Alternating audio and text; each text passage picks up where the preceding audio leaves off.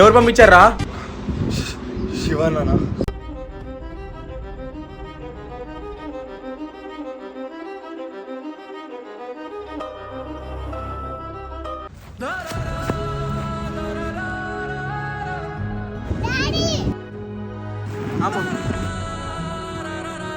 ఏమైంది డాడీ అలా పరిగెత్తుకుంటూ వచ్చావ్? ఏం లేదురా. ఇంటికి వెళ్దాం పద డాడీ. వెళ్దాం పద.